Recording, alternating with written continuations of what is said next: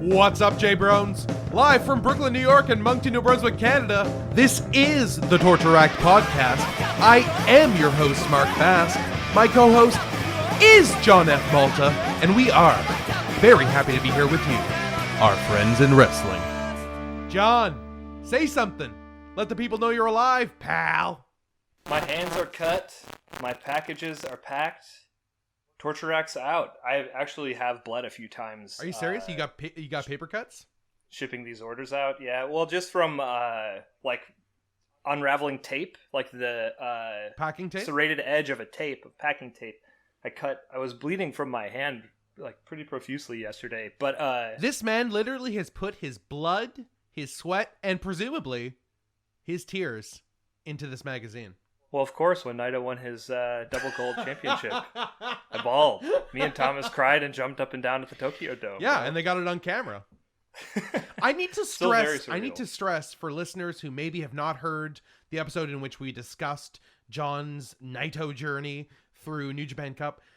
When Naito won the belt from Okada on the second night of Wrestle Kingdom 13 in Osaka, Japan, in the Tokyo Dome, John and Thomas were there, and the first cut after Naito's pin cuts to John and Thomas in the audience. And I was looking for them the whole night, waiting for them because I knew they were there, and it cuts to them right after John's like 2-year journey of Gato booking has paid off in this triumphant moment. Yeah, it's truly insane. Huge thanks to everyone that DM'd me screenshots of it, because I mean, I maybe would have watched, hoping to maybe see myself at some point, but yeah, it's... How many DMs did you get with your screen, with your face? 4 or 5. That's sick. That night. That is sick. Yeah, it's cool. Big thanks to all of those people for sending me that snap. Yeah, it's crazy, but truly, thanks to everybody for picking up magazines, posters, t-shirts, leaving reviews on the iTunes store. Yeah, very really nice. Appreciate all of the support that we've got for this project. Yes. If you all orders, by the time this episode is posted, everyone who has ordered through Friday, July 24th, your packages will be in the mail and shipping. If you ordered after that, I'm going to try, if more orders come in this weekend after we record this, I'm going to try to pack them up too, to kind of get everything sent out by the 27th. And then after that, they'll kind of just go out pretty much every Friday. We'll get them as they go in. But yeah, I was buried in pre-orders for a while, and then I had a delay on the Pocket Reader, which is why I estimated the Torture July Act bathroom reader. Exactly. Sorry. I estimated July 20th as a ship date. I think the real ship date was like July 23rd. But I mean, that's still pretty close to the burn actual... these books when you get them, ladies and gentlemen. Because they're delayed 3 days plus whatever shipping times have occurred. People don't order this stuff because they like your art. They do it because they expect prompt delivery a la Jeff Bezos. Even if you have to send some sort of sentient shipping drone to their house. Well, this is all going out medium mail, so definitely not Amazon Prime over here. It's like a week from whenever I shipped it is probably when it's showing up. This is why we are not trillionaires, and this is why you should support us on Patreon. We have now finally launched the podcast, and it's actually cool to see that people are actually listening and seeing people go back to our earlier episodes. I want to just say that episode 2 is down right now. It's not because it is of terrible quality, although the audio is not as good as it is now, but because we ran out of room on our podcast platform, and we are currently in the process of migrating our podcast to a new RSS feed.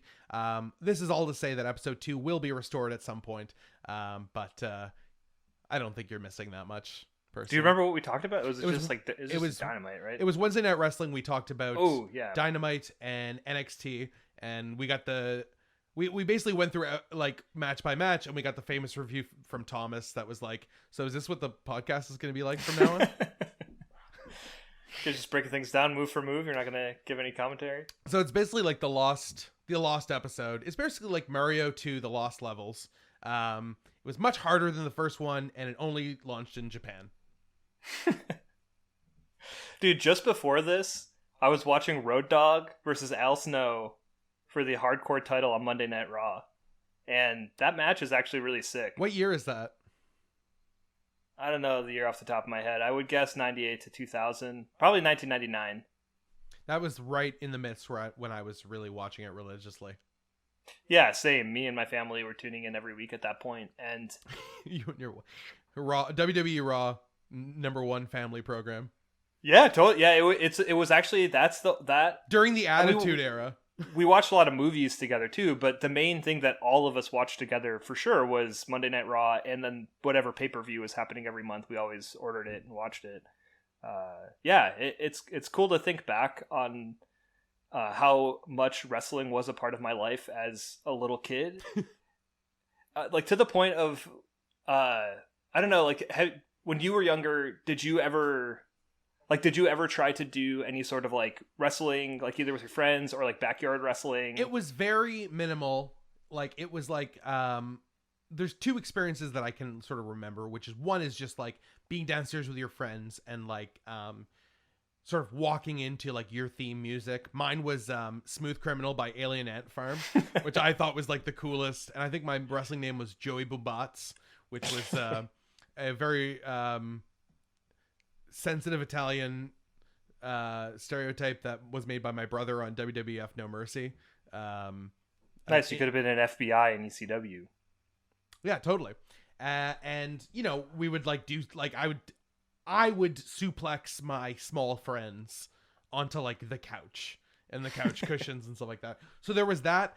The only thing that was slightly more high key was my friend Matt, his father, had changed their basement and put mattresses completely on the floor. So we would watch the wrestling downstairs and there was like an extra bedroom and it was just mattresses everywhere. So it became like basically like a wrestling ring. But again, it was sick. Like I weighed like way more than Matt. So it was like I would do moves on Matt and then it was basically like he was fighting Andre the Giant or the Great Khali or something. Like he might as well. You were the Haas in your basement promotion? Yeah, I was like the Ishii basically. And he was a super junior. He was like a young lion. He didn't have a chance. It's wild to think how much wrestling permeated my upbringing. Because me and my little brother backyard wrestled also, but in, I guess, maybe more in like a backyard sense. What you described is very similar. I guess maybe the one difference for us was we would buy pie tins and other like items at the grocery store and fake blood capsules.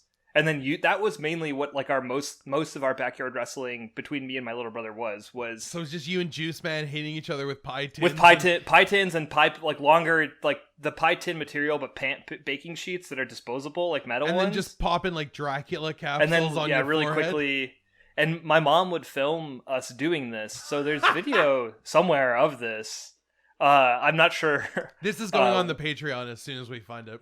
Yeah, my little brother said he would try to find it. I only have photographs of it at this point, but yeah, I very distinctly remember like me and my little brother running around our backyard, like around our jungle gym, hitting each other with pie tins, and then kind of, I think the only moves we ever tried to do on each other were like maybe I would suplex him, like try to do a suplex and like it wouldn't work.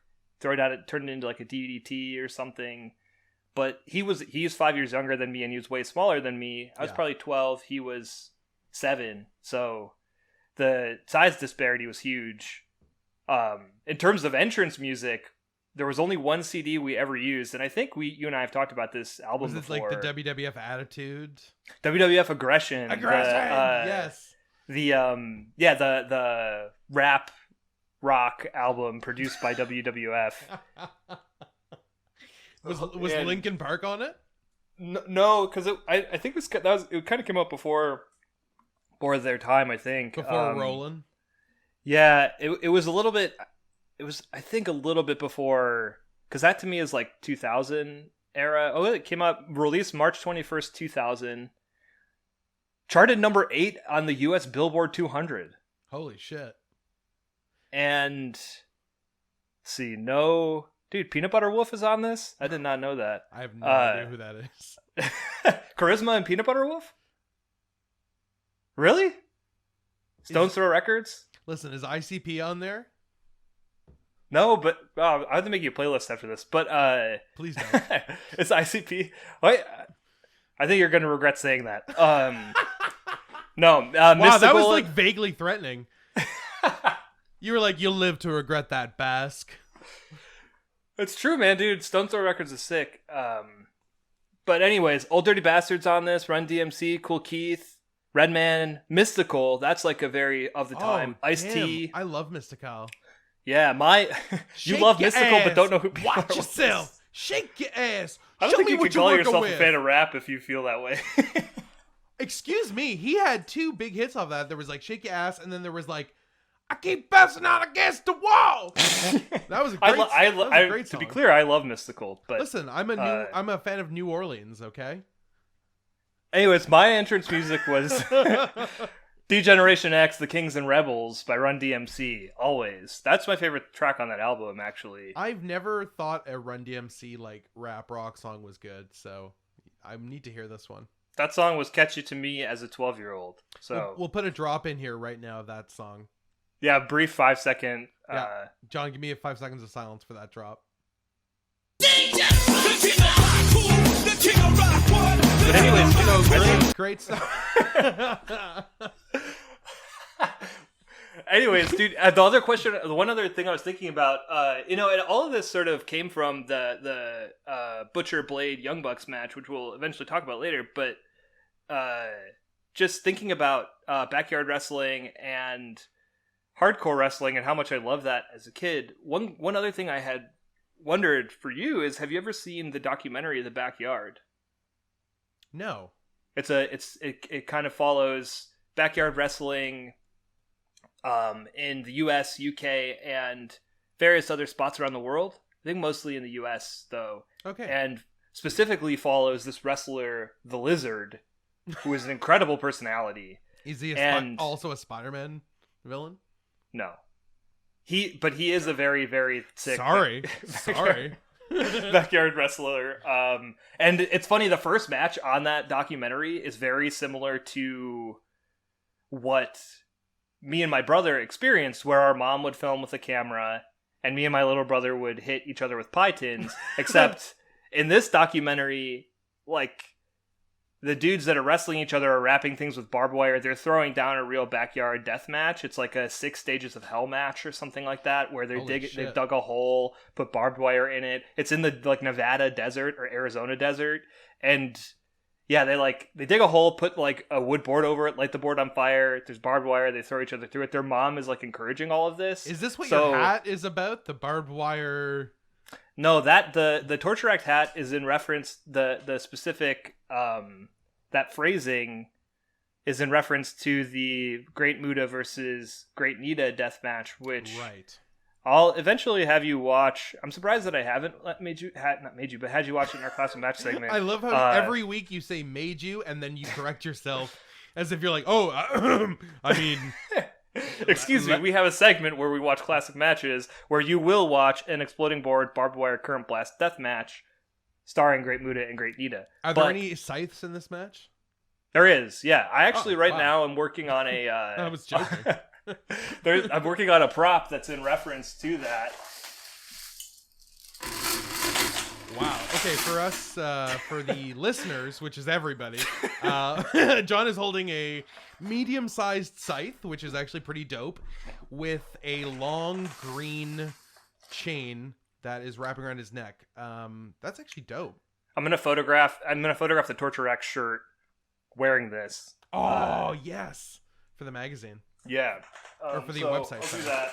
I think we're gonna do that on a roof tomorrow. But anyways, that match, the backyard, at the beginning of the backyard, that match is like a true. These are true backyard matches, true death matches, and I feel like it's very representative of what me and my little brother did, except ours was kind of maybe like the kid version or like the safe for TV Sesame Street version of these like death matches that are truly happening. You know how you'd always like turn on to Sesame Street and like Big Bird would like be just like slamming Oscar the Grouch with his own garbage can, and Oscar would just be eating those blood capsules, and it's like, oh, I think Oscar's rupturing in the stomach because it's coming out of his mouth.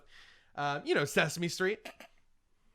Sorry, John would respond, but he's like apparently dying laughing without laughing. It's like it's all staying in his face. He's becoming red in the face, but he'll be back in a second. he's gonna die.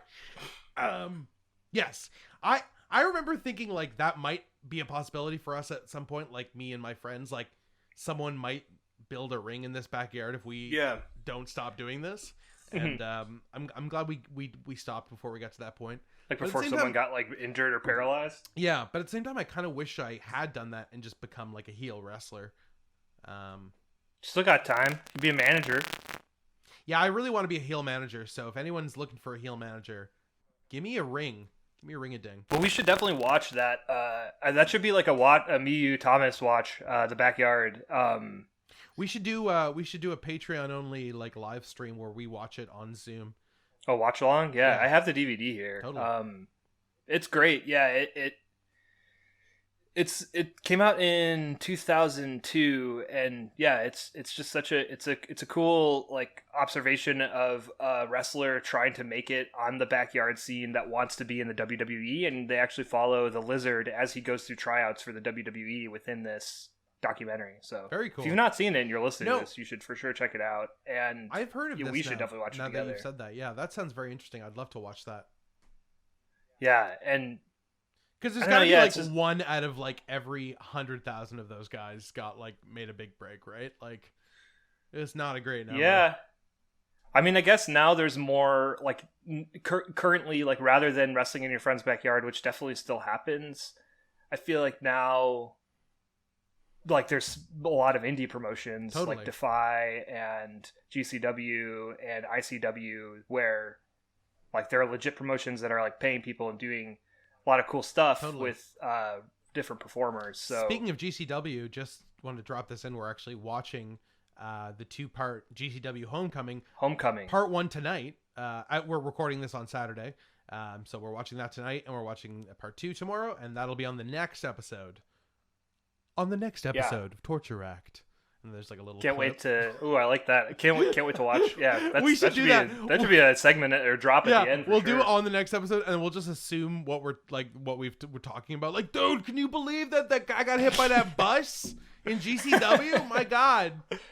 Oh, yeah, that's not even like that big of an exaggeration. Yeah, dude, I'm fucking psyched. Every time we watch GCW, there's something new that we've not seen before, and it's just something like completely noteworthy that needs to be shared. And Joey Janela wrestling the champion in DDT right now is going to be insane.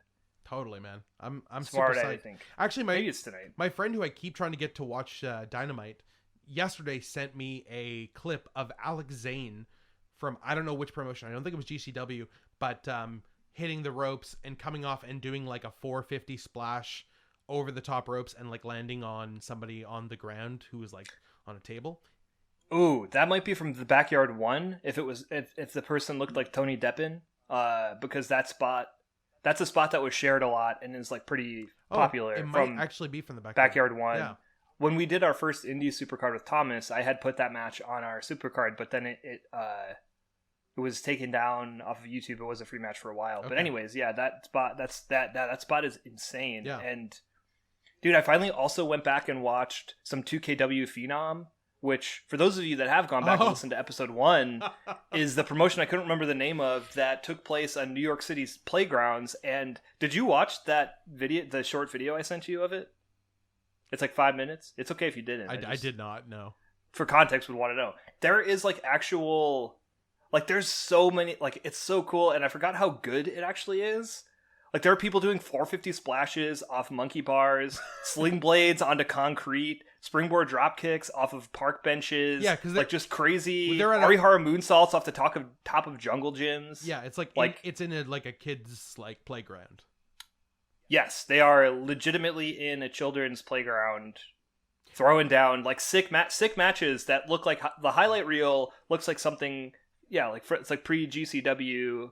I'd be curious to know if anyone involved in GCW was involved with that. It kind of looks like something off similar of East Coast, off of Sesame Street. You know, when Grover has got Elmo in like a camel clutch, and Elmo's like going for the ropes, and his face is going red, but they're at the top of a slide.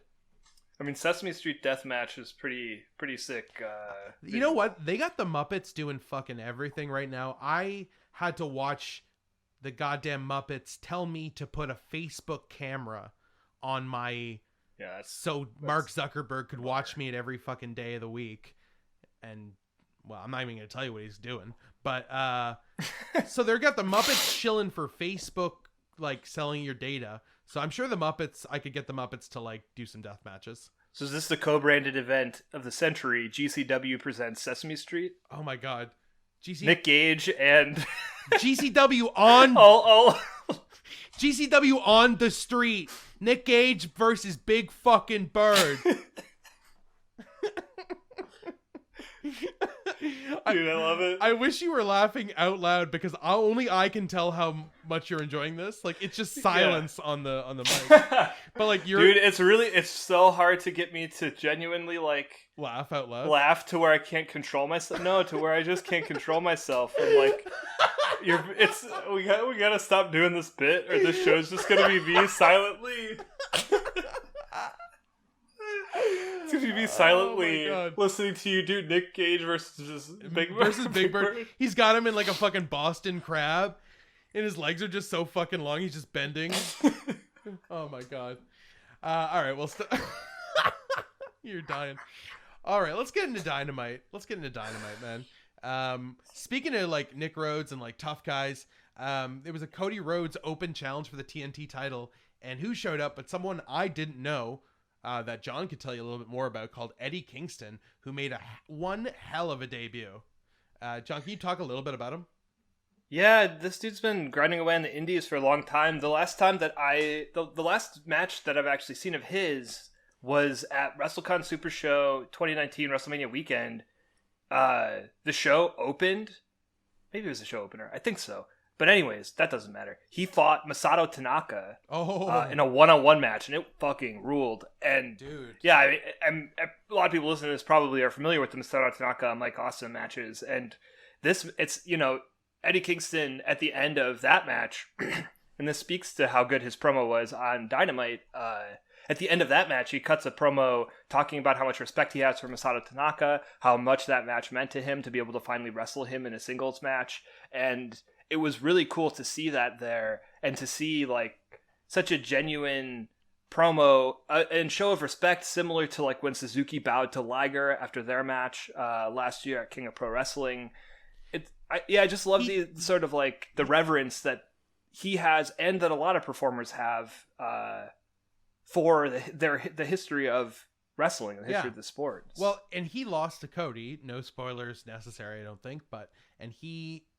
We'll talk about his opening promo, but like his like post-match promo, he was like Cody was the better man. You know what I mean? Like he talks at like a really big game, but he's a different kind of heel than like MJF and Jericho. Like he has humility, but he's also just like scary. Like when he comes in, he drops like a fucking pipe bomb. Like when he comes into. I love how frantic it seems, because we get there's the opener with JR, Tony, and everybody seems very like wired and on and ready to produce this show. Like at one point during the show, JR exclaims "Tope Suicida," like someone says "Tope" and he finishes with "Suicida." Like loudly, tag team like X and JR. Yeah, that was during this match. That was awesome. The minimal crowd that there must be there sounded lit.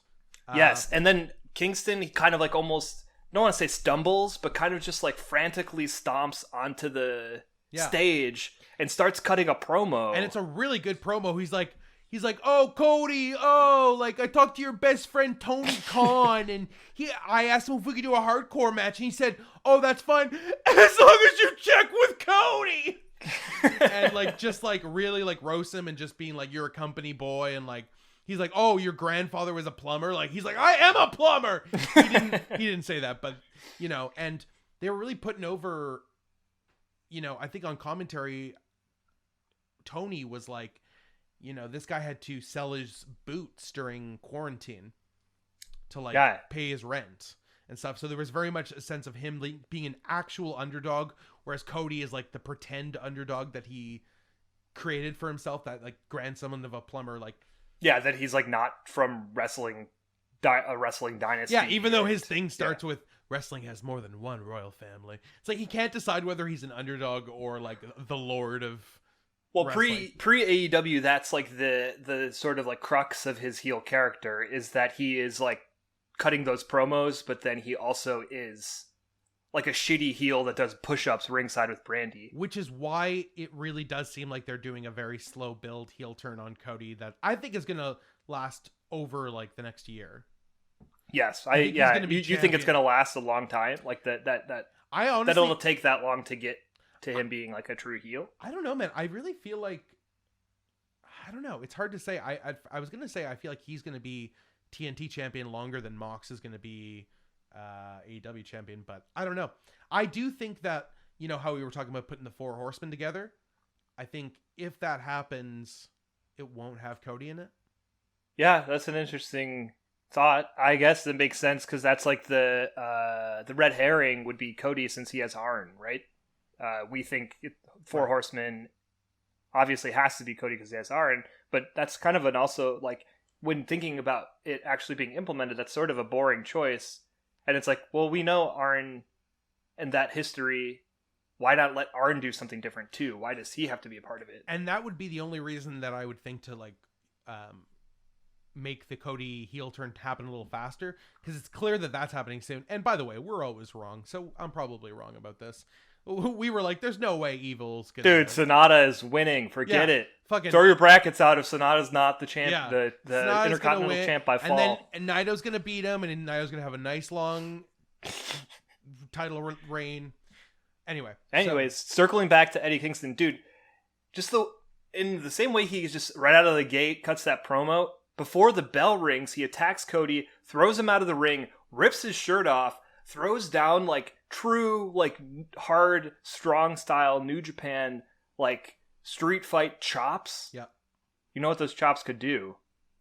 Man, I watched Chris Van Vliet take like 20 chops from, what's his name? Tyler Breeze? Oh, yeah. Yes. Prince Pretty. Prince Pretty and my boy Sean Spears have a wrestling gym that they teach, and them and their classmates gave Chris Van Vliet each like 2 chops, and his chest, and he's like a pretty built guy, his chest is absolutely ripped up at the end. It's disgusting. Dang. So yes, I do know what those chops can do, not firsthand. Well, I was gonna say they can crumble a marble statue. Sorry, I gave this like whole long it's like, oh, you must be talking about the Chris Van Vliet thing that I watched, and you're like, well, who the fuck is Chris Van Vliet? Yeah, nah, dude. Just thought I'd do a callback to a thing you pointed out that I've reused a few times. But yeah, I like it. It's like your vernacular. It's like JR's like whatever the fuck JR says. Yeah, this is one of my. Can you think of a debut that was as good as this, apart from Moxley? And Moxley, you know, that was a surprise. That was insane.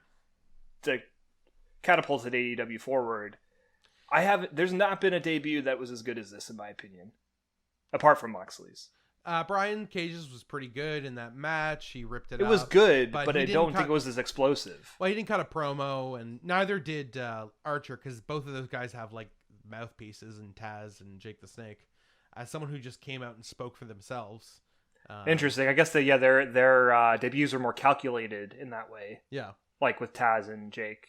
But no, I mean, like this, when he came on this show, I was like, if they don't sign this guy, they're idiots. Like if you're going to sign Michael Nakazawa and QT Marshall, and you're not going to sign Eddie Kingston, who I really feel like they've already signed him. They're putting over how broke he is and stuff. I don't think you would do that if like...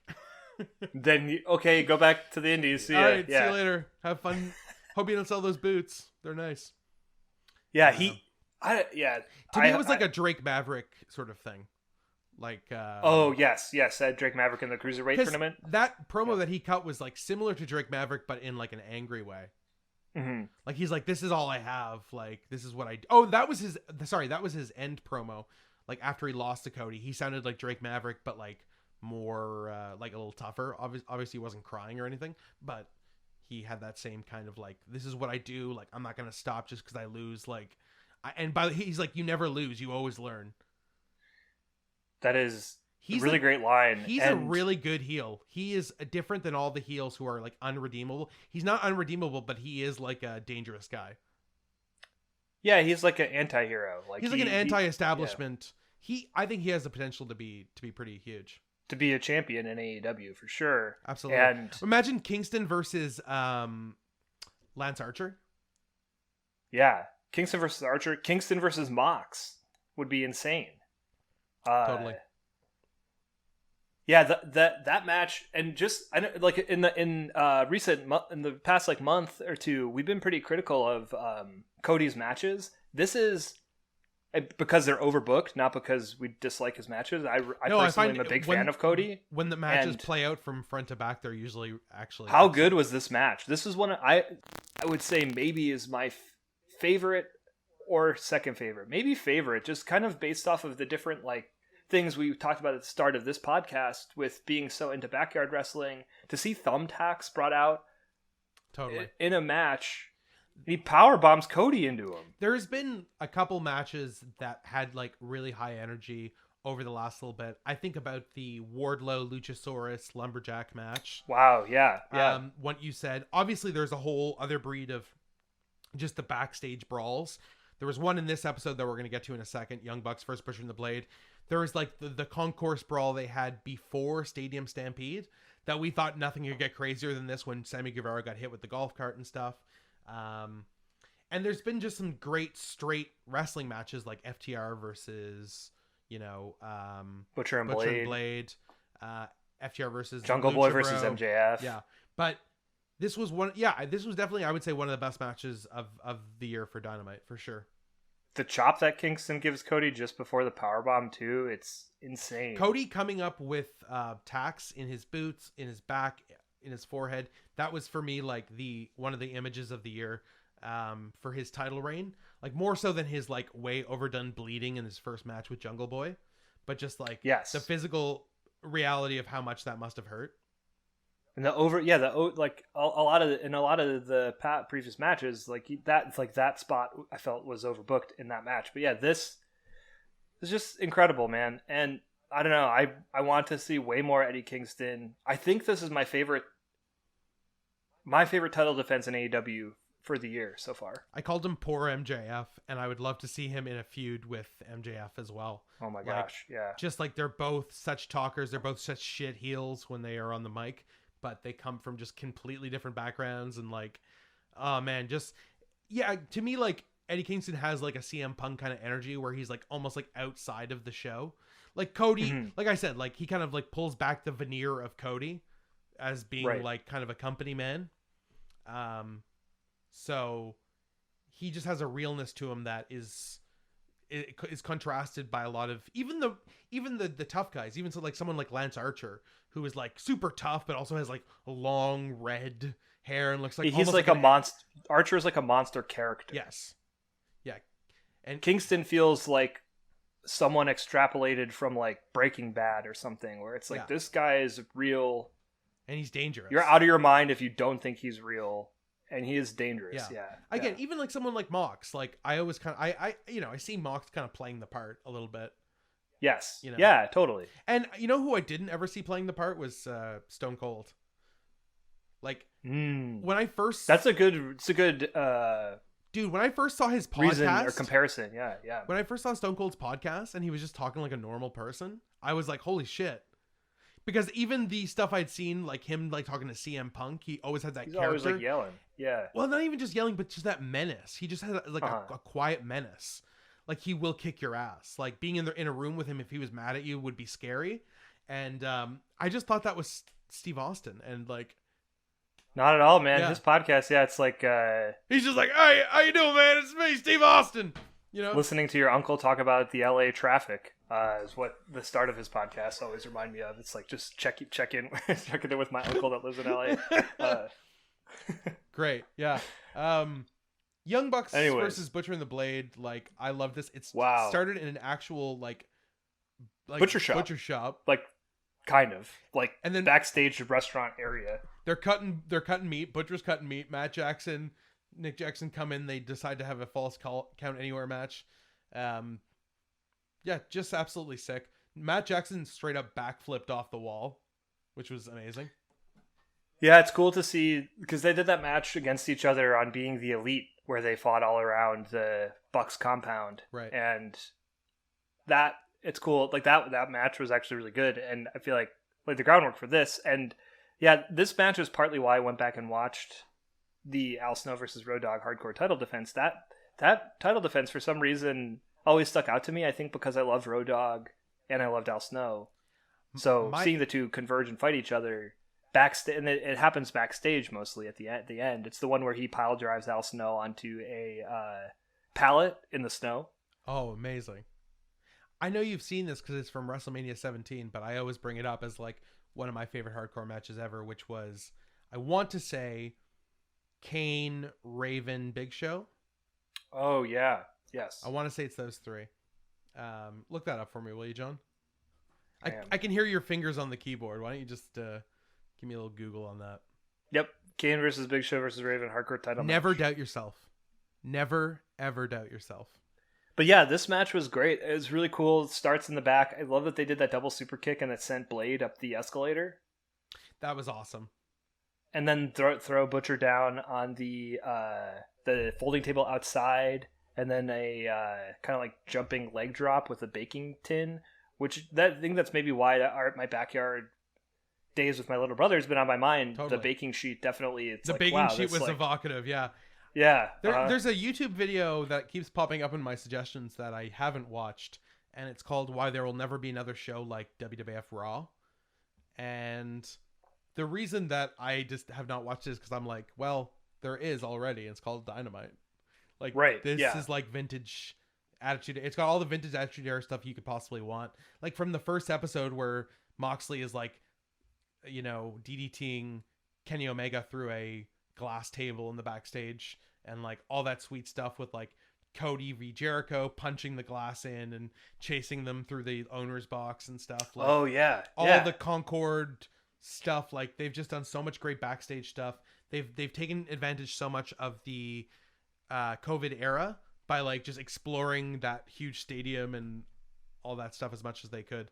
But yeah, I gotta think, like, if you're someone, I can't imagine people listening to this aren't already watching Dynamite, but if you're someone that is a person that is like, nah, I don't watch wrestling anymore because it was really good in the Attitude Era and it's not anymore, it's like, you have to be out of your mind if that is your mindset still, with this and New Japan and GCW and everything else that exists in the world today. Like, I'm so happy to be an adult right now in this time frame rather than an adult during the Attitude. Like, I'm glad I got to experience the Attitude Era as a teenager. Like we said, there's so much less sexism, homophobia, the work rate so much higher. Like, there's so much great access to like Japanese wrestling with like English commentary. Yeah.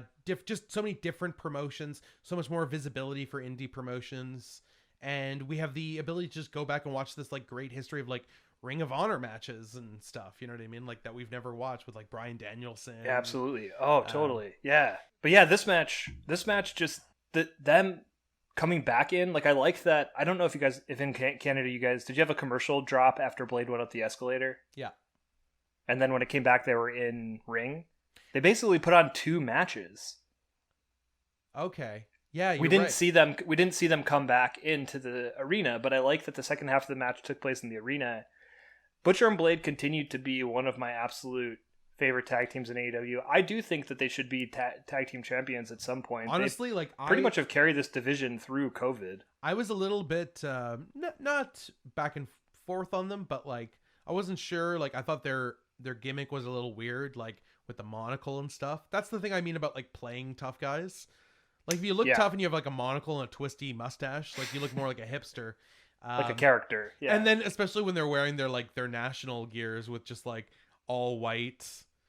They look like they should be, like, baristas at, like, a Vancouver. Dude, they look like droogs. You and JR keep slamming them. JR keeps saying they look like they work in a bakery. In Portland. Yeah. And they look like droogs from A Clockwork Orange. Sometimes they do, and sometimes they look like they're in the national. It's just, like, there's different... There was one time I agreed with you. It was when they were sitting ringside and they had like two caps on. Yeah. That's like, anyway.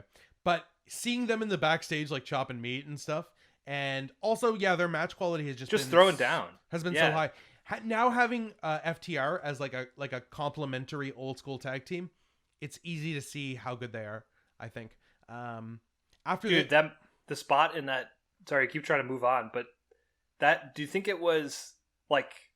I don't know, just the amount of spots that happened in the last part of this match. I feel like it's one of my, I don't know, it's like such a good tag match, and just, I don't know, like Blade trying to do that like tope senton and then completely missing the table, followed by Butcher spearing Matt Jackson through the table. I totally it's just forgot like about, yeah, just like spot after spot after spot after spot. Honestly, this was was such a good match. This was my match of the night, and every time there's a really great Dynamite, I try to get my friends who don't watch wrestling. I'm like, hey, if you want to check one out, like, you know, this is a good one. I texted my friend. I was like, you have to watch this last Dynamite. Like, it's so good. Like, front to back. Because, like, after this, Lance Archer just, like, ran amok in the backstage. Oh, my God. It was like, where he throws a person up into the little rafters. Throwing people into ceiling tiles and just, like, putting people in the garbage and stuff. Just being a huge monster. Do you remember that old WWF commercial where, like, Stone Cold's walking through the, like, offices at Titan Tower? And there's like explosions and like someone gets thrown out the window. No, but I want to watch this. I'll have to try to find it for you, but I'm sure it'll be immediately Google or found on YouTube. That commercial, this spot had the energy of that commercial, where it's like just random chaos is happening backstage, and I like that we're to believe that Lance Archer just walks around backstage doing that. Yes, like Joey Janela and Sonny Kiss are just hanging out. Having it like, you know, backstage, they look over and Lance Archer's throwing someone in a trash can. You do not want to be in gorilla position when Lance Archer is about to have a match, because he will just grab you and beat the shit out of you on his way down to the ring. But yeah, seeing him run amok, yeah, like I like these characters. I really like. What do you think Lance Archer does next? I mean, right now we're just seeing him destroy a bunch of people. Brian Cage is kind of like hovering around Moxley still with, and now kind of feuding with Darby. Who does Archer feud with next? Because he lost to Cody, so he's probably not going there to the TNT title. He could be fighting Mox. Would love that. I know it's weird to like lose in your TNT and then go up to the thing, but if he won some matches, he could climb the rankings. You know, I find it interesting too, just the way that they're doing that, because the various people who are winning on Dark, like, it kind of like Scorpio Sky has to be pretty close to being in #1 contendership for something. I think the rankings he keeps winning singles matches on Dark. I'm not certain about this, John, but I have a sneaking suspicion that the matches are ranked not just in their wins and losses, but like who you're fighting. Like if you're like matters more, you mean? Yeah, I feel like if Scorpio Sky beat like I don't know, Dilf Boy Deltano on Dark, and then Lance Archer beat like Chris Jericho, I'm pretty sure Lance Archer's ranked higher because it's like a more significant opponent. Tony Khan's like a stats guy, so I bet there's something about like the ranking. Like big wins move the meter more. I think maybe there is a ranking of that person that has their win-loss level. Like there's like a calculation of that. So let's say Moxley is like plus 75 and like Archer is like plus 68 or something like that. And then the you know, Nakazawa is like minus 86. So it's like if you beat that guy, you don't get as much of a point bump as you would if you beat like the top guy. I suspect there's something in there. Tony Khan being a numbers guy, but I don't know. So you're saying Hangman defeating 5, that's not going to move the meter? That's exactly what I'm saying. Like, it gives him a win, obviously, and his win-loss record looks better.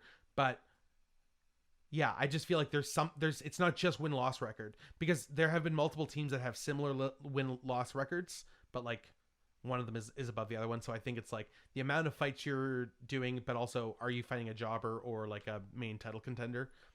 But, again, I don't know if this is true. Kind of circling back to the Four Horsemen question. So you think Four Horsemen is Hangman, MJF, and FTR, or Hangman, Spears, and FTR? Man, I don't know. They're clearly playing this game with us. That we're like if it's not Cody involved, which I don't think he. Now that we've talked about it a little bit more, I think he's on the out. Also. Well, yeah. On Squared Circle, there was that thing. It was like, so were Cody and Spears both red herrings for MJF? Mm-hmm. Hell, maybe they're not going to do 4 horsemen. Maybe they'll do 5 horsemen. I don't know. I just know that kind of stable with that kind of iconography is going to exist. You know what I mean? Yes. I don't know if it's going to be called the 4 horsemen. I should have been more clear about that. But although I do suspect that it will have the horseman iconography. Name in it? Yeah. or iconography at least. Yeah. What was the main event? Main event was Jericho Hager versus Jurassic Express. Right. And I don't know. Yeah, I think it wasn't the greatest match, and it felt like the match that was at the turn of the hour was the match of the night, and then the last match was like, I've been saying this for like 3 weeks now. I've been saying this since. You're right. I know I argued with you at first, but yeah, I think that you were correct, and the only reason this was in the main event basically is because Sammy Guevara is back. Yeah, which was a weird. I would say it was a weird reveal for him, like leaving because of like being suspended for like stuff he said a while back, but absolutely disgusting stuff. And then coming back as like a mask reveal a month later. It's kind of a weird. I don't know. Like, you think it would have been better to come back, I mean, not necessarily acknowledge. I don't know. Yeah, I think it would be better if it was like, next week Sammy Guevara is back in action. I see. Yeah, I don't know. That's just me. But yeah, this match, I don't know. I think Chris Jericho is slotted perfectly, like in the way that he is wrestling with Orange Cassidy, with Jungle Boy. He's being used, and he's on commentary. Like for everyone that like comments online, like LOL TNA, anytime that there's like a new WWE wrestler that's potentially going to AEW. Like, if you look at all of the like WWE guys or whatever that have been added to the roster, they're all being used in such great ways. Like, we talked to this, and like Jericho's not like, oh yeah, go ahead. I was gonna say we talked about this before, but Jericho is literally the only one that you could make an argument for in that sense, because he's the only person you could say is on like maybe the like end of his career, like the downswing. It was always these guys who were like at the end of their career going to TNA, like Hogan, right? And fucking Randy Savage and Ric Flair and all these dudes. That was TNA, and also just like kind of the rejects, like. They're getting the tops, like they're getting people that Vince McMahon wants to use desperately. He wants to use Jericho. He wants to use Dean Ambrose, aka John Moxley. So it's and it's like young people like Sean Spears who still have that like the top of their career ahead of them, versus like it's already happened for like Kurt Angle. Right? Yeah, he's not Kevin Nash power bombing the X Division.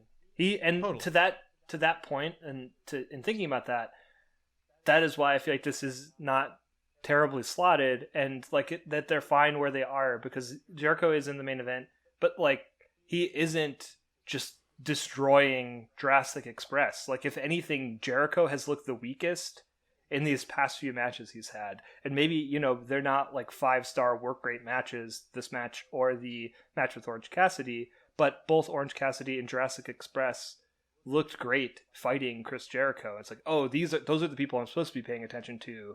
And there's that guy that I know and loved from, and still do know and love. I'll incur the wrath of Thomas on this, I know, but I'm just not buying this as the main event feud of these episodes.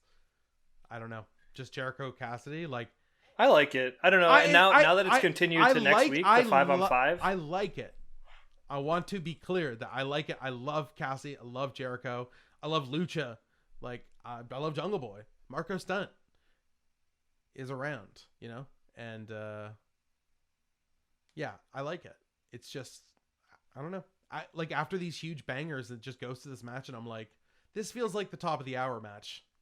And we care a lot about booking and like how, like, card placement and stuff. And it, like, if you see two incredible matches in the first like hour, like, it kind of like runs your batteries a little bit. So if you get to the end and there's just kind of like a pretty good match, it, like, I don't know, it makes the episode feel a little bit less satisfying.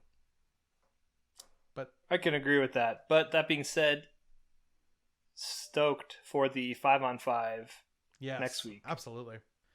So, John, we watched something else this week, and that was The Horror Show at Extreme Rules. Just to make it really hard to say any of the matches are taking place at The Horror Show at Extreme Rules. Yeah, it was... I don't know. I love it. I love WWE's women's division, but yeah, overall, I feel like every time we have watched, since we started recording this podcast and during the COVID era, in the way that every time we've watched GCW, we walk away feeling like, I can't believe I just saw that. I've seen something that I've never seen before. Yeah. Every time we've watched a WWE show throughout this era, I have felt like, why are we watching this? I don't think I want to watch this anymore. But then like some sick matches will happen, like Asuka versus Sasha, and it's like, oh, okay, well, this is what I'm here for, basically, because their women's division is sick. They do kill it, and they have a lot of good talent. I mean, they have a lot of good talent in general, obviously, they're WWE, but I don't know, yeah, the eye for an eye match, I absolutely hated every minute of it. I didn't like it. Yeah, I can't believe Meltzer rated it 4 stars. That is honestly a travesty. That is honestly fucked up how many matches like from the New Japan Cup that he rated like a little bit less than that were so much better. Like I don't put a ton of like I liked Meltzer and I like seeing his ratings, but it's not like it's like my Bible for how I enjoy matches. But there's this is the first instance ever where I've seen a rating and I've been like, are you kidding? Are you kidding me? How is that match 4 stars? Well, number one, we do our own ratings, so we have our own Bible of ratings. I gave it an F, and I stand by it. I gave it a C-. I thought it was a fine match for a little bit, and then the whole ending stretch turned me off so much, and just Seth like throwing up and everything, and knowing that they wanted to do CGI, and then Vince thought it looked bad, so they didn't. Just like, why did you guys do this? So stupid. Also, you made the absolute best comment right before the match started when like Seth came in. You were like, what happened? Like, what happened to Seth? Like, he used to look really cool. That jacket looks like it's from Forever 21. It's like so true. It does. So true. Man, I feel like WWE, it's kind of like if your dad started a rock band and he was like, doesn't this look cool? Like, this is pretty cool. And like, it's like, no, you look like an idiot, Dad. That's kind of like, that's like the writers. Talking about WWE in general or Seth Rollins gear? No, it's like the writers of WWE, like what they think is cool and what they think is funny. It's just like a dad's rock and roll opinion. Yeah, it's very true. And just, I don't know, just that match specifically, like, it's impossible to believe that a human wants to tear another human's eye out. Even going to like some of the most believable or most real people, like Eddie Kingston. He wants to fuck you up, but he doesn't want to tear your actual eyeball out of your head. Well, like, it's also just like a failure to understand like the world that like you've created. Like, yes, that's a good point. That's what's so annoying about the Attitude Era or about the COVID era right now. Is just like when they have stuff like the ninjas and like, yeah, like Seth Rollins, like he was the face of the company like 6 months ago. I get he's like a heel now and he's arrogant, but he doesn't want to like kill Rey Mysterio. You know, in the first issue of Torture Racked, when I first started this magazine, I was watching WWE every week, and that was the year was 2018, and that year Rollins threw down a sick, like it was Raw open with a 1 hour long gauntlet where Seth just wrestled people, and that's all it was. Yeah, and it was awesome. Like I feel like this story would work in a world like the Lucha Underground that we had watched. Absolutely. Like they have, like, let's say you have a guy like Eddie Kingston, right? In this world. And then that, what's the boss's name in Lucha Underground? Thomas is losing his mind right now. I want to say like Eddie Cuervo, but that's just me saying Eddie Kingston's name. I don't know. Look it up. His office. Dario Cueto. Yeah. Cueto? So Cueto. Dario Cueto, right, or whatever his fucking name is, he says to Eddie Kingston, he's like, listen, I'll give you $1 million if you can take out my arch nemesis Pentagon Jr.'s eye. And Eddie Kingston's like, oh, I know I'm a hard fucking guy, but this is crazy. Like, oh, I don't want to do it. And he's like, man, like, you gotta do it for your family. Like, you had to sell your boots, like $1 million. That would be a good story in that kind of world. Like, he would be grossed out by doing it, but there's a reason. But he has to do it. Having this any semblance of a reason why someone would remove the eye of another human being. Well, the idea was that it was like a payback, right? Because like he had done it for what? He had done it to Ray already. Like what do you mean? He blinded one of Ray's eyes already. Ray's been like blinded by one. That's why when he took out his second eye, it's like now he's got no eyes. I don't like that reason. Is terrible. It was. You haven't been watching weekly WWE, and neither have I, but I watched the recaps. But even that reason going into it, yeah, just I didn't care about every move that happened before. Like they're doing like handsprings off the ropes and other punching each other. It's like this is culminating in one of your eyes being removed. I don't know. I'm out. I don't like any of these cinematic things that they're doing. You know what I like about AEW, and like we were talking about the stats earlier, and like who's going to be facing who, is like even when it's like, oh, we're putting these jobbers to like bust your rating up and we're booking these matches, there's a reason for it. As a viewer, you can get invested and you're not going to like be hit with like just a weird thing happening for no reason. Yeah. Whereas when you're a WWE fan, literally after a pay-per-view, I always watch like the recap of the Raw afterwards, because I'm like, okay, someone's going to come out and challenge the champion, and that's just who is going to be in the program, and we're going to find out like the next episode. And you know, I like Dolph Ziggler as a wrestler. Obviously he's way past his prime. He's never going to win the WWE championship. Like, it's just not going to happen at this point. So I don't find him a good opponent for Drew McIntyre, because it's just so obvious. But yeah, you just have to like, you go, okay, I guess it's Ziggler now. They're going to push Ziggler for some reason. Meanwhile, that match I actually really enjoyed. Like, that was one of the matches. I really enjoyed it too, but you have like Aleister Black and Andrade and all these people on the roster, and you're just pushing this guy who was main eventing pay-per-views like 12 years ago, and not like in a one of the best ever Tanahashi kind of way, you know what I mean? So, and they're just not using like Ricochet and like all these people who are absolutely incredible, and it's the whims of Vince McMahon who he feels like pushing. Like, it's not like because they've been booked for the last year strong and they've been winning these matches and they win a number one contendership match and it all builds. Like, it's just like who they feel like putting up. Like, Randy Orton's probably going to take the title from Drew McIntyre, not because we want to see it, but because then they can do Randy Orton versus Edge for the title at WrestleMania 37. Like, we're probably getting that. And Drew McIntyre doesn't deserve to lose the title, and there's no reason for it other than the fact that they just want to like make that match a little bit bigger. How do you top the greatest wrestling match ever? I don't know, make it for the title, I guess. At WrestleMania. Yeah, that's true. So I don't know, yeah. I mean, overall, the matches that were wrestling matches I really enjoyed. And like Drew McIntyre, Dolph Ziggler, Asuka, Sasha, and Nikki Cross, Bayley, all three of those, really enjoyed watching them. They were there. It's like, I did open this by saying I walk away feeling like, why am I watching this? I don't think I'm going to watch it anymore. And then I see the matches like those three. It's like, oh, this is why I'm watching. And then you see Wyatt versus Strowman, which is WWE presents True Blood in John's verbiage. I don't watch. I mean, I actually watched all of True Blood and enjoyed it, but like, like the first season of that's like a sleeper horror hit. But anyways, I can't believe we watched all of that, and it's just like shitty AMC.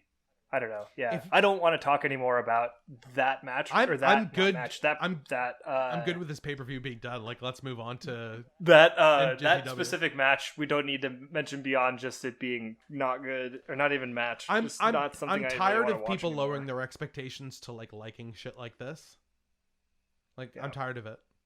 And I don't want to expend any more energy being negative. So, moving on to Road to Sengoku Lord, which I did not watch, but John did. Yes, and it was great. It was classic Road to show. Like, you asked if you should watch it. There wasn't any huge standout matches where it's like, dude, you got to go back and watch this match. Was there Takahashi versus Evil? Did that happen? Yes. Takahashi versus Evil happened in the main event. Sorry, I didn't mean to jump ahead. No worries. But yeah, overall, it was a really fun watch. It's interesting. New Japan's in an interesting place right now because of the people that they have access to. I feel like it's a limited roster at this moment. Yeah, totally. It's like let's talk about who's not there right now. Well, they have it's like the roster that they have is like the current Super Mario for Switch, but the roster that's present is like Super Mario from Nintendo 64.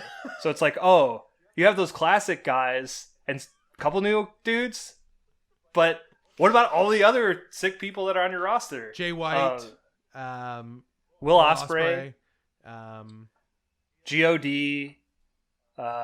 Kenta. There's a whole list of them that were supposed to be in the New Japan Cup. Yes. Anyway. They're not coming to me off the... Oh, Juice Robinson. How could we forget? Juice Robinson. Juice, I actually really do miss a lot. I feel like he really was coming into his own, just winning the... U.S. title? U.S. title and World Tag League at the end of last year, and then starting feuding with... Oh, Finn Juice. Yeah, him and Finlay starting to feud with Tanahashi and Ibushi at New Japan Road, but that got cut short because of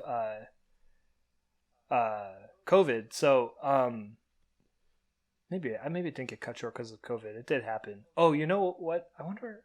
There was some tag stuff that happened. Never doubt yourself.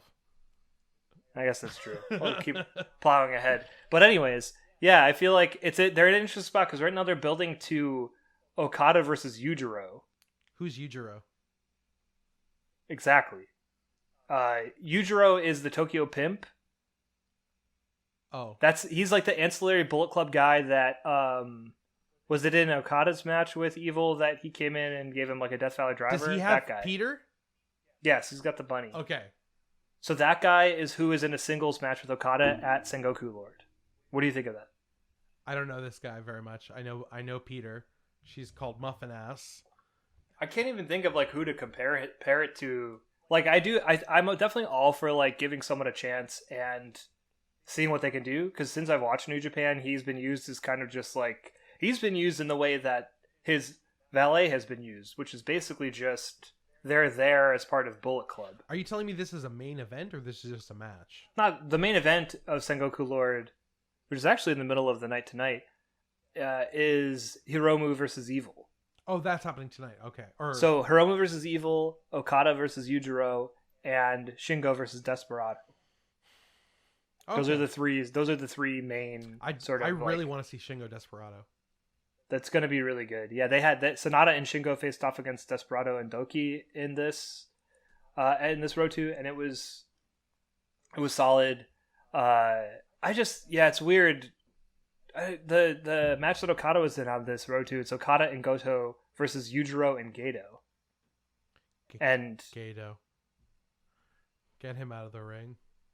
Yeah. Get that man out of the ring. He's a valet. Oh! Crucial thing that I didn't mention to you. Guess who is not injured? Who is not injured? Yeah, who's actually we actually said that we read that it could be career ending, but it's not. And he's back and he wrestled. Yeah, he's Yoshihashi. Yeah, that's awesome. Who did he fight? He's Yoshihashi, Ishii, Yano, and Sho face off against Makabe, Taguchi, Gabriel Kidd, and Hanma. That's awesome. In a great like mixed tag. This mixed tag actually was one of my favorites of all of the Road 2, just because Yoshihashi's back, starts the match out against Big Match Taguchi. They go at each other for a while, and yeah, it's great, and it's so cool that he's back, and he had such a good match in the New Japan Cup that was sadly, cut short. I guess, Evil was always going to beat him, but maybe he would have had a cool match with Evil also. Honestly, I think that it actually gave the match previous a lot more weight. So, because that he wrestled through it. Yeah, and in that match with Evil, if it had been career ending, that would have been an amazing way to go out, just refusing to tap basically until you're just completely broken. But I'm so glad he's not out, and he just tries so hard. So the last two matches of this Road 2, huge mixed tag, Suzuki-gun versus Tanahashi, Ibushi, Master Wato, and Yuji Nagata. I have no idea what's going on with Master Wato, but this was great because we got more Nagata versus Suzuki. So if you want more of that, this was worth going back and watching. Kind of feels like they're going to continue their feud a little bit. John, why don't I like the tag team matches? I think because they progress story and don't focus on work rate. I don't think that's true because there is good work rate in them, and I'm just not in. But not to your standard, not to your enjoyment. I don't think they're worked. There is moves that happen within those matches, but there's not often very big spots. A lot of these mixed tags feature heel tactics where there's a lot of outside of the ring brawling, inside of the ring brawling. They're more subdued and not as high octane as a singles match or even a normal tag match. I think both to give the performers some time to sort of not blow out all of their muscles while they're wrestling weekly. And also, not everything can be just like a huge, crazy 5-star Tokyo Dome match. Yeah, I think that to me is the reason why you maybe don't like the Road 2s as much, because you're not getting these big spot fests. I don't feel like I have to watch those matches when they happen. I think it's just because a lot of these events are really long, and I just want to watch like 3 hours of wrestling, and so I want to just see the matches that I suspect will be bangers. You know what's similar? It's similar to, actually, the Road 2 shows are very similar to AEW Dark, which you also do not enjoy. It's not just the Road 2, though. It's like, whenever we watch a card, if there's like a couple 6-man tags to start, I'll skip those. But the 6-man tags are like where Tiger Mask is featured, Yuji Nagata, a lot of the Tenzan, a lot of the historical... I guess maybe that's what it is, because it's like, from watching New Japan long enough now and researching it more, learning more about the history of it, and like appreciating the history of it more. Not that you don't appreciate the history of it, but like to see those people who were luminaries of New Japan, of pro wrestling over the last like 20 years in matches still is incredible. Like to see like a 55-year-old dude still doing his thing. Well, throwing sick matches down. Like, I loved that in the Cup, like when Nagata Suzuki was one of our favorite matches. Absolutely. Yeah, and I think Kevin Kelly mentioned on commentary that they're both 52. I think it's the storytelling in the match itself. It's not you're talking about how it progresses storylines of like the thing, and I don't feel like it tells great stories within the match. I don't think it's work rate. So I think there is great work rate when like Ibushi and Tanahashi and Zack Sabre Jr. are like running around. True. I think it's just the stories of the matches feel fragmented because it's just a bunch of like clashes happening, and I don't know, it's not in that crazy way where you have to watch the crazy tag team matches in like AEW that are like the spot fests and stuff. But maybe to your point, like you said, there aren't big spots. Maybe that's part of it too. I don't know. Yeah, and I don't know. I just think that I do feel like that might be a part of it. Is that I guess when I'm meaning work rate, I guess I'm more so kind of like when I say that, I kind of think jump to like Ospreay versus Hiromu, or Okada Omega or something. These I know, but banger. I don't want to make it matches seem like I only like the best. Like I'm out here watching all these goddamn matches. I'm giving them high ratings. I like this shit. Dangerous Tekkers are the tag champs now, and if there was one thing that Taichi did not need, it was a belt to carry out with him along with everything else that he already has to carry. He got to carry a fucking tune if he could learn that goddamn song. Where do you think the belt is? Like on his, where is he carrying it or wearing the belt? I don't know, maybe like a Chewbacca kind of like belt, like slung across his chest diagonally. That's a good guess. It would be easy to hold the mic and make sure he's got his claw and his robes, but he has it. But he wrong. Has one. Yeah, it's wrong. One strap is tucked into his pants, so then like the main placard like hangs here. And then the belt dangles between his legs. Oh, Jesus Christ. Like a cock? So so that is between his legs while he's like trying to like walk out. And like barely pretending that he's mouthing the words. Sing with his mic, wearing his mask, wearing his cape, holding his iron claw. This dude's got to lose a couple gimmicks. He led Suzuki-gun out though. He was the first one out, and then CSJ, Kanemaru, and Suzuki followed. So I wonder if we are going to get Taichi-gun instead. I actually legitimately can see him taking the Intercontinental title off of, well, I guess now Evil. I think he'll be the Intercontinental Champion within the next year. That seems like the right move for him. This match ended, and everyone left except Suzuki and Nagata, who just kept punching each other. And they just kept fighting, even though the match was still going, and then eventually they leave. And the main event of this night was Evil, Ishimori, and Dick Togo versus Naito, Hiromu, and Bushi. I almost had a heart attack at the start. As Hiromu comes out, jacket zipped up, he looks upset, he looks angry. Unzips, is wearing a Bullet Club shirt to play mind games with Evil, and then he punches Evil, and then they kind of brawl. Dude, Dick Togo was in a WWE faction. Was he? What WWE faction do you think he was in? Les Not the oddities. It was Les Ingobernables de Miami. No, he's in Kai and Tai. What? Kai and Tai was just Funaki and Taka Michinoku, wasn't it? On commentary, Kevin Kelly. No, there was multiple. Because remember when they did that whole feud with Val Venus, there was quite a few people in the faction. Well, Mark, don't you remember the classic Val Venus Kai and Tai feud? Yeah, that was like I feel like from the Attitude Era. You don't remember that? No, man. Really?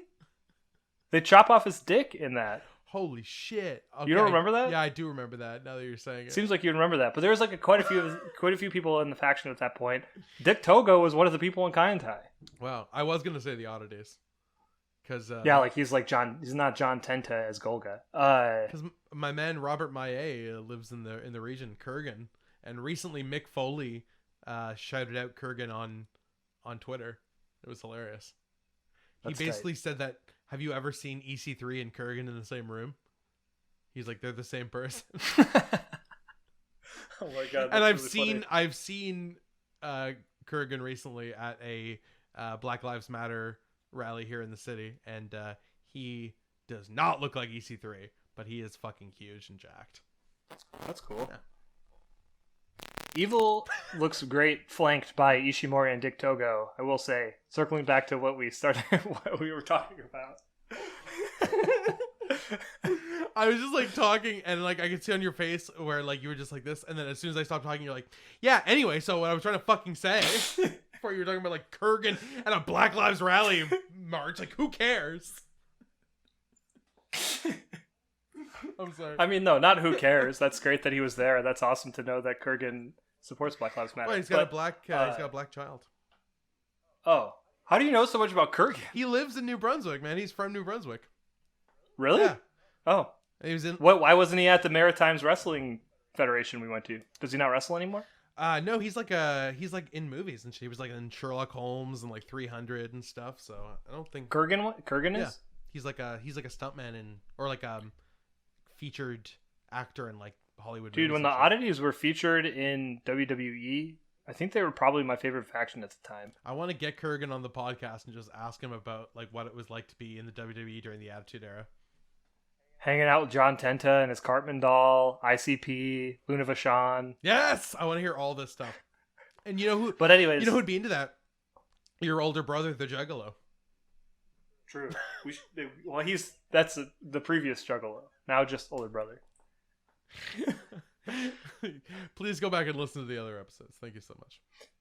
But yeah, so just seeing Evil with the two belts and Ishimori as sort of a henchman, and also Dick Togo. Like I when Dick Togo debuted, didn't know who he was. Had to look up. Well, you were just like Mark, we didn't talk about the main event. Dick Togo versus, and I was like, oh my god, like yeah, good thing we went back for this one. He was sick in this match. Yeah. He's in good shape. Like he Bullet Club he's dominating and threatening, and with the combination of sort of his power with Ishimori's speed and then Evil's sort of presence. I don't know. The one thing that I guess I fear is that all of Evil's matches are going to be aided by the two of them. He'll win every time because of the two of them. Well, the thing that I fear is that they'll overbook those matches because Evil is not that good. That's what I'm saying. Yes. Yeah. I think that's. Yeah, bro. That's what I'm saying. Oh, like the same thing I just said. I don't think it was exactly what you just said. You said they're going to interfere all the time, and I was like, yes. Okay, it is the same thing, but... That was my implication in my head. Yeah. I guess you articulated it a little better than I did. Oh, thank you so much. You're welcome. But yes, no, totally. I know exactly what you mean, and I hope it's not a lackluster... Because like you said, like when I... Well, you didn't say it, but like we were talking about, we expect the IWGP champion to be like one of the best wrestlers in the world, and we expect their matches to be incredible. The best. And after we're going to talk about Wrestle Kingdom 10 in a second, but like after watching that main event, I don't see Evil putting on a match like that main event. Yeah, Wrestle Kingdom 10. Absolutely. And I don't know. Yeah, I'll be interested to see. I think at Sengoku Lord, Evil probably wins, right? Or do you think Hiromu becomes triple champion? Hiromu would hold every belt basically except the never belt at that. If they're just like hot-shotting the IWGP right now, like I'm gonna get a lot less interested in New Japan. They're not. I don't think that's gonna happen. The way that match probably will play out is Hiromu will look great. Hiromu looked like a beast in this this match. Like him and Naito and Bushi wrestle those three out to the ground. Hiromu's up on the apron, does a diving dropkick on all three of them, and it's just like Hiromu is killing it, and I think going to take Evil to the distance. Like I think we'll get a great match out of Evil here this weekend. I hope so. But I think probably it's going to end with interference from Bullet Club. And hopefully that's not the sort of framework for every single match that Evil puts on as the IWGP Double Champion. Would like to see him pull out banger matches like we've seen on Wrestle Kingdom 10. Yeah, we went back and watched Wrestle Kingdom 10, which I feel like I have to go back and watch 9, but I really love the idea of watching some of this basically classic era of New Japan and seeing a little these feuds fleshed out between people like Naito and Okada and Tanahashi, and understanding it a little bit more. And this was a great event front to back. Like, has to be one of the best events I've ever seen, and I'm told that 11 front to back is even better, so I'm excited to watch that. Yeah, we definitely have to go back. I think the way that we'll do that is I'll randomly recommend to you matches for our classic match segment from different Wrestle Kingdoms, and I guess I'll do it in order so we're watching them in order. I don't want it to be so programmatic though. I feel like we should just watch these Wrestle Kingdoms on slow weeks, and we do, and then you can recommend me other matches because. Yes, that's a good call. Yeah. But anyways, yeah, for the first match of Wrestle Kingdom 10 that we watched, we kind of skipped around. We didn't watch the New Japan Rumble, and there were a few other matches that we skipped. But the very first match for Wrestle Kingdom 10 that we watched was the Junior Heavyweight Tag Team Championship. And I mentioned this to both you and Thomas, but this match, every single time there's a big match in NXT or AEW, maybe mostly NXT War Games, do they just go back and look at this match? I feel like this was the model for the NXT ladder match, even though there are no ladders in this. And seeing people like Bobby Fish and Kyle O'Reilly, Matt and Nick Jackson, Ricochet, and all these like huge spots. Maybe that's right. Well, Trent and Rocky. Maybe because I've seen so many of those matches, but this wasn't my favorite match on the card. Like, I thought it was awesome, but it wasn't like, it didn't absolutely blow me away. Maybe because I've seen all those matches, its influence, but it was incredible. No, nevertheless. Right. Yeah, I've seen this match a few times, but I actually never really had that thought. A lot of times, I'll put the old Wrestle Kingdoms on the background when I'm drawing. Excuse me. So, I don't know, maybe I just haven't totally noticed, because I was packing orders and watching this with you guys, and I think because I was doing that, I was watching the whole thing basically rather than drawing and watching it. And yeah, it's just interesting seeing the different spots that I mean, I would guess probably, maybe it's the way that I presented this and said this is like, oh, NXT is ripping off New Japan, but I think probably the origin of all of this is all of these people being in PWG, because all of these crazy spots all, started there. All of those people wrestled there. Yeah. But yeah, a lot of those spots, like in the North American ladder match, where like Adam Cole is going around doing super kicks and everybody, the Bucks do that spot. The multi-man suplex that happens in War Games, a lot of those things happen throughout this match. I love that the Bucks at this point are still saying "suck it," and also like at one point they take somebody's hands and like make them do the "suck it." Oh yeah, yes. Triple H sign. That was so funny. Yeah, this match just had a great wild energy, and it reminded me a lot of I talked about on, I don't know if it was last week or 2 weeks ago. I think it was 2 weeks ago. That I went back and watched some Smoky Mountain New Jack matches. Yes. The energy of this was similar to the tag matches that the Gangstas and Rock and Roll Express had in Smoky Mountain. Just very chaotic energy, like tons of camera cuts in a good way because there's like so much stuff going on. And yeah, it was a great match. I really enjoyed watching it. Maybe one of my favorite matches that we watched of this night, actually. Yeah. I would say that, I mean, we know what my favorites were, but this Kushida Omega match was pretty awesome. Yes. Yeah, it was cool. It's cool watching this again now after seeing Kushida rip it up in the Cruiserweight tournament. And then we just know Omega's work so well. Like, Kushida's not someone I'm super familiar with in general as a wrestler. So it's cool kind of to go back and have context for both people and know that it's going to be wild. Taguchi is Doc Brown running around at ringside. That was so good. Who is Marty McFly? Oh, Kushida is. Like, that's his gimmick. He's a time traveler. Okay. He wears like the orange vest and Dodoy. Time splitter, I think. But yeah, this match I felt was as you and I are. I would say the thing that you and I are most critical of, I would think across everything, is matches with too much interference.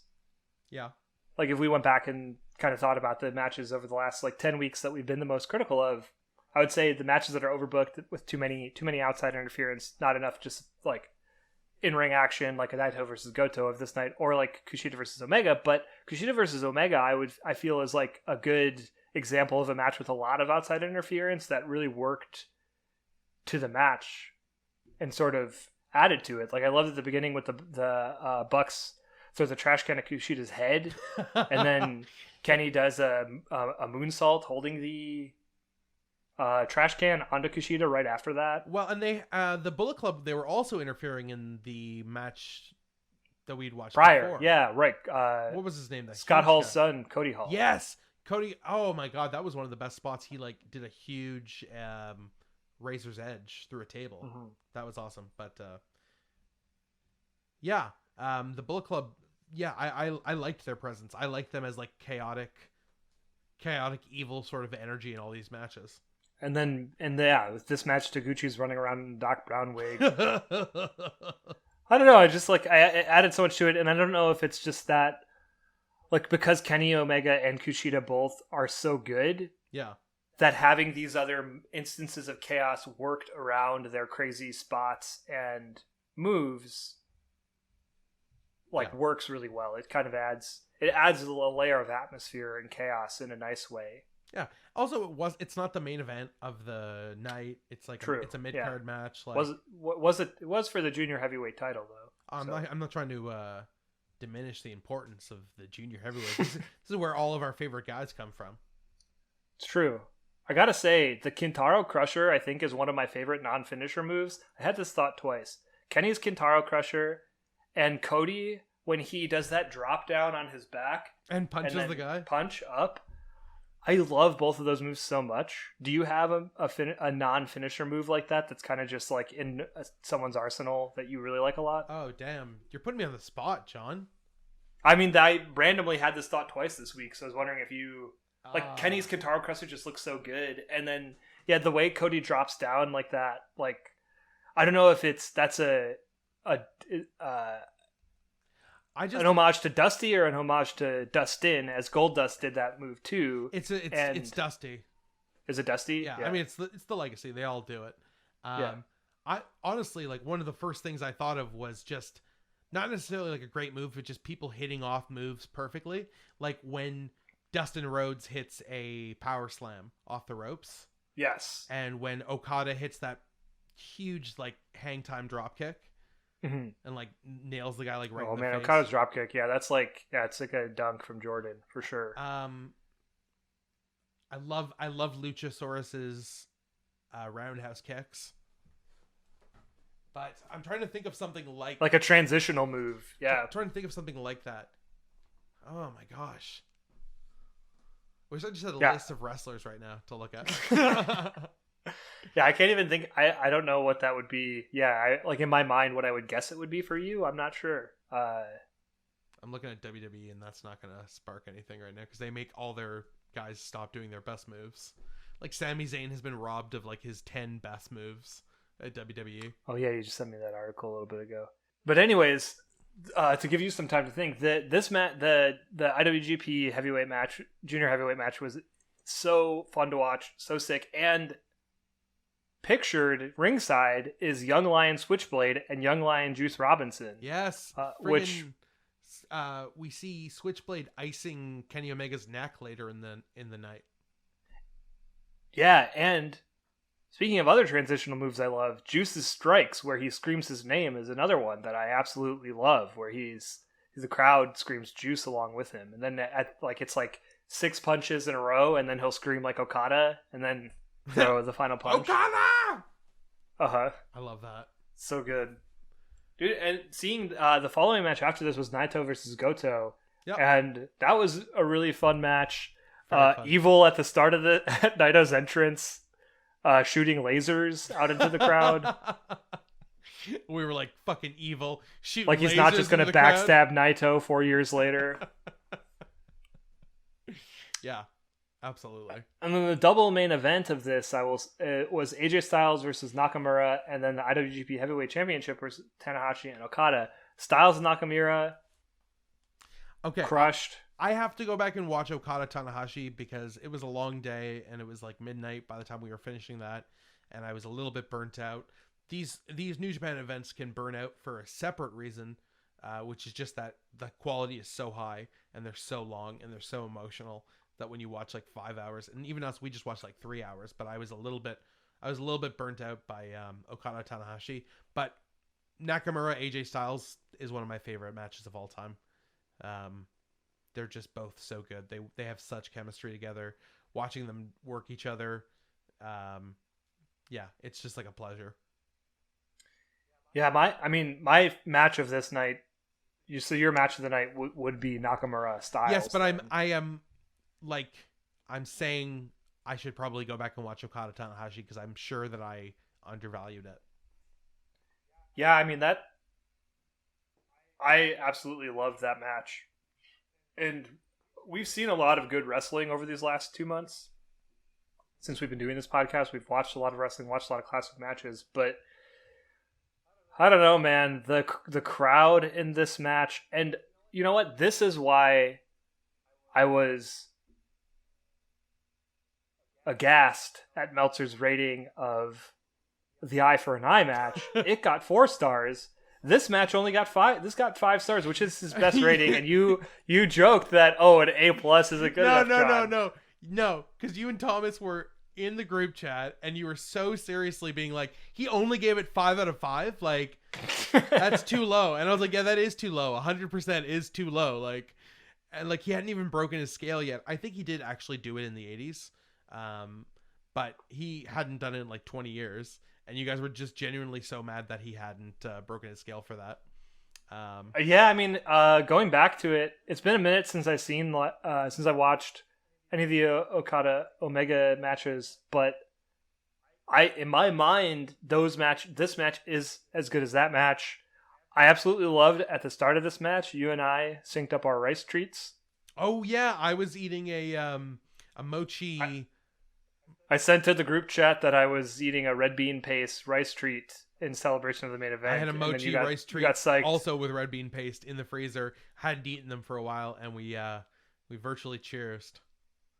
It was great. While Thomas was just very sadly eating, I assume, curry from what's his face. Yeah, I know.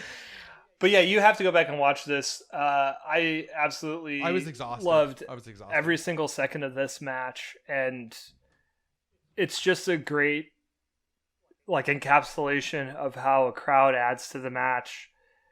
Okada's spinning tombstone is just such a impeccable move, and the spinning tombstone he throws down in this, it's so insane. It's so good. I think I'm spoiled for great Okada matches for sure, and I think that historically this is a very interesting event because, as I pointed out, it seems to be the moment where it goes from the top guy is Tanahashi to the top guy is Okada. It's like a passing of the torch because the year before Wrestle Kingdom 9 they had fought in the main event and Tanahashi had won.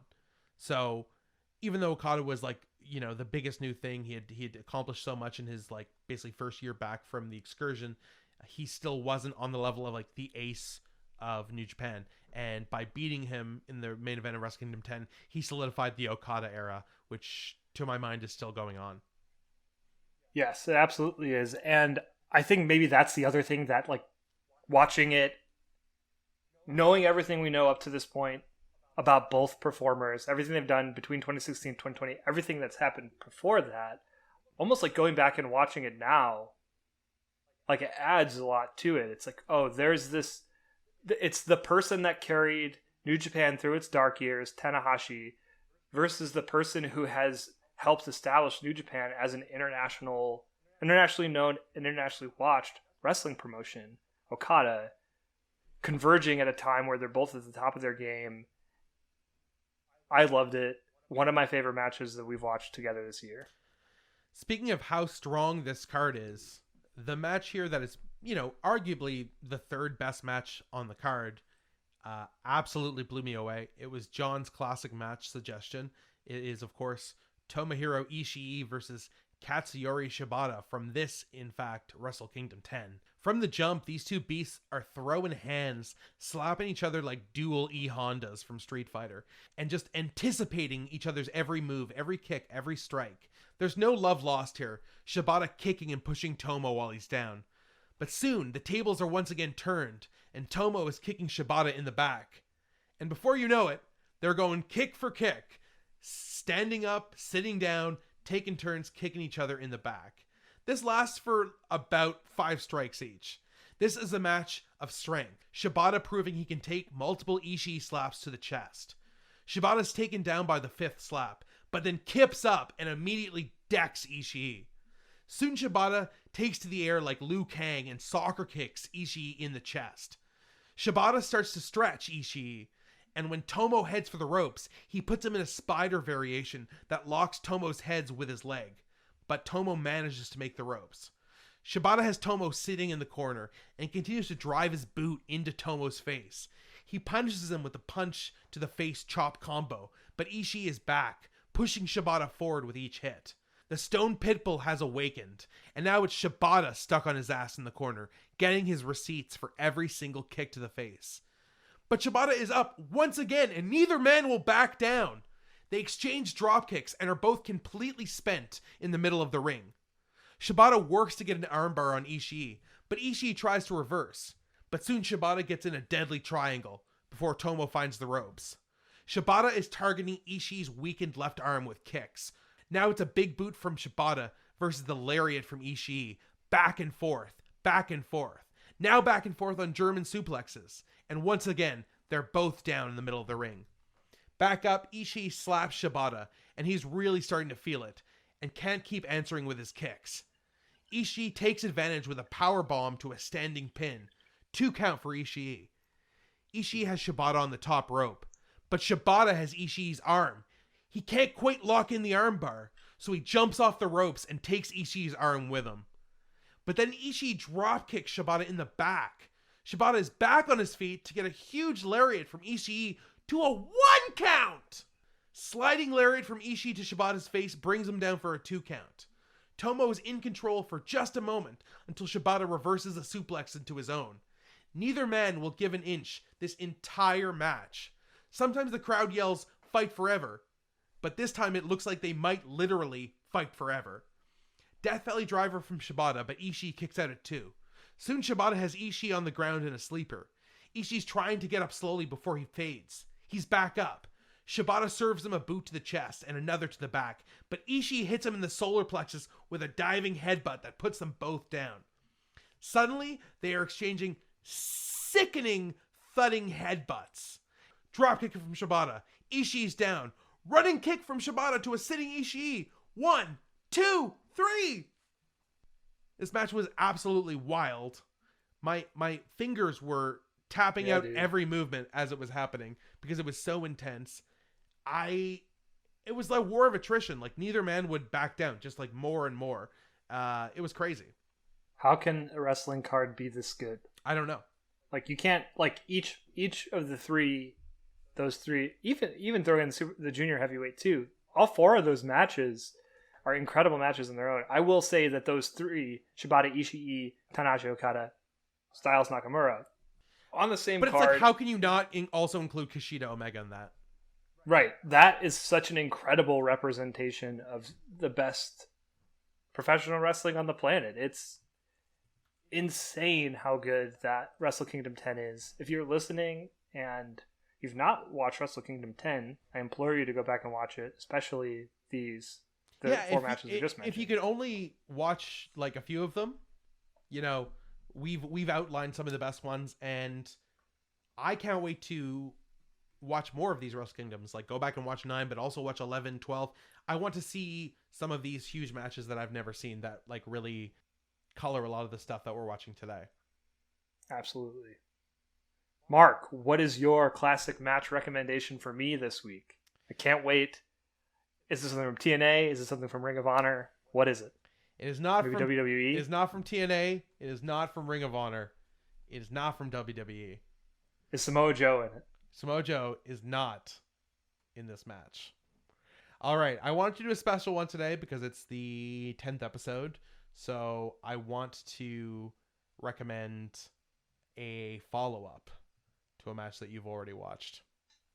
So you watched a match at the Chi-Town Rumble in February of 1989 where Steamboat pinned Flair to capture his first ever NWA World title.